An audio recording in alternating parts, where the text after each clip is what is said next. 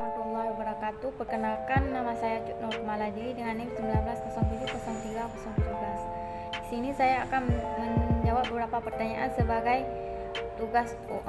UAS dari dosen pengampu Bapak Ilham Zulfahmi dengan MK Oceanografi. Baiklah, saya akan menjawab pertanyaan nomor 1, yaitu jelaskan teknik budidaya dari alga laut. Dalam budidaya alga laut, tekniknya dibagi menjadi 3, yaitu yang pertama yaitu metode dasar.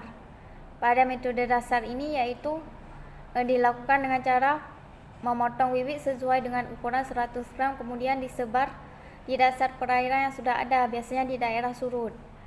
Cara berkebun yaitu mengikat bibit rumput ke bebatuan. Yang kedua yaitu metode lepas dasar.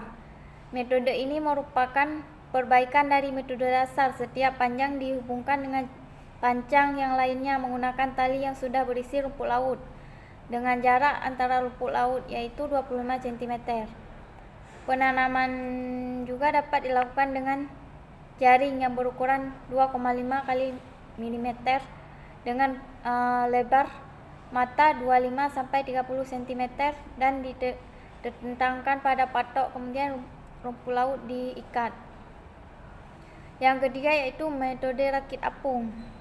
Metode ini yaitu metode rakit apung sama dengan metode lepas dasar, hanya dapat perbedaan pada posisi tanam.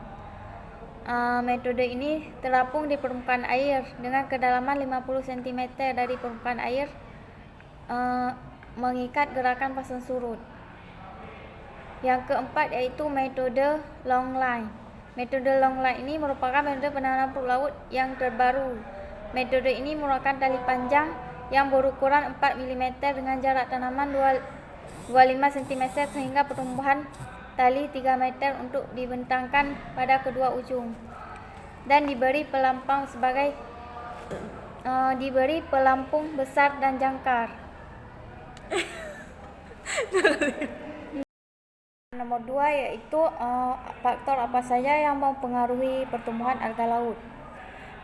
Keberadaan makroalga sangat dipengaruhi oleh kualitas lingkungan perairan, baik fisik maupun kimia. Hasil pengukuran beberapa parameter lingkungan dapat mempengaruhi alga laut seperti salinitas, suhu, intensitas cahaya, gerakan air atau arus, zat hara. Suhu ini mempunyai toleransi terhadap pertumbuhan makroalga. Suhu air yang baik untuk pertumbuhan alga laut yaitu di bawah 25 derajat Celcius. Maka apabila suhunya di bawah 25 derajat Celcius, maka akan penurunan pertumbuhan pada makroalga. Yang kedua itu salinitas. Salinitas ini berperan penting dalam kehidupan makroalga. Salinitas yang terlalu tinggi atau terlalu rendah akan menyebabkan gangguan pada proses fisiologis.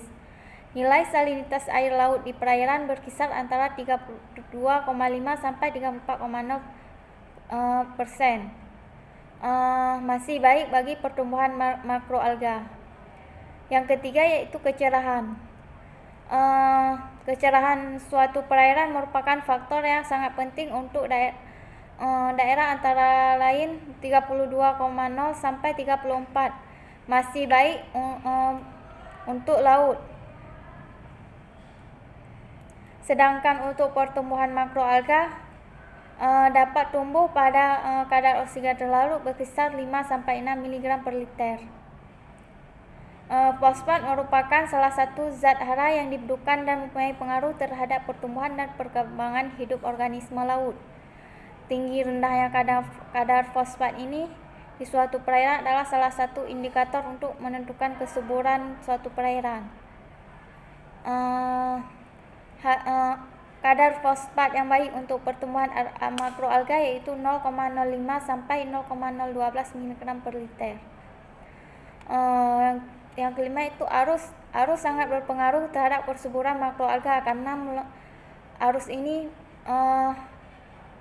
melalui pergerakan air. Nutrien-nutrien yang terbawa arus dapat distribusi diserap melalui talus. Kecepatan arus di perai ini berkisar antara 10 sampai 31 cm per detik. Kecepatan arus yang ideal untuk pertumbuhan makroalga adalah 20 sampai 40 cm per detik dan 40 cm atau lebih besar 40 cm per detik dapat merusak konstruksi budaya dan mematahkan makroalga. pH yang baik untuk pertumbuhan makroalga yaitu berkisar antara 7 sampai 8. Pertanyaan nomor 3 yaitu apa dampak pencemaran lingkungan terhadap reproduksi bentos laut? Dampak yang ditimbulkan dari pencemaran lingkungan ini, yang pertama yaitu apabila perairan tercemar, maka reproduksi bentos terganggu karena bentos yang bereproduksi membutuhkan tempat yang mendukung baik untuk proses masa perkawinan hingga sampai proses pelekan telur pada substrat. Selain substrat sebagai tempat tinggal bentos, kedalaman perairan dan kecerahan yang tinggi juga berpengaruh terhadap jumlah dan jenis bentos. Seperti yang kita ketahui, bentos ini merupakan organisme terdapat pada dasar perairan baik berupa hewan atau tumbuhan. Nomor 4 yaitu apa saja faktor yang mempengaruhi pengembangan ekowisata. Faktor yang mempengaruhi pengembangan suatu wisata, yang pertama yaitu faktor lingkungan. Yang kedua yaitu faktor sosial budaya. Yang ketiga faktor pendidikan. Yang keempat faktor ekonomi, faktor kelembagaan, faktor keamanan, dan faktor fasilitas. Yang kelima yaitu jelaskan salah satu contoh aktivitas konservasi yang dapat meningkatkan masyarakat di sekitar. Contoh aktivitas yang berhubungan dengan konservasi, yang pertama yaitu kegiatan pengelolaan atau pengelolaan sumber alam dalam menjaga konservasi tetap utuh. Yang kedua yaitu pemanfaatan jasa lingkungan kawasan lokasi konservasi. Yang ketiga yaitu membangun kebun binatang atau taman sari yang bertempat pada lokasi aslinya. Yang kelima yaitu memanfaatkan tumbuhan alam sebagai media pembelajaran dalam mengelola pelestarian.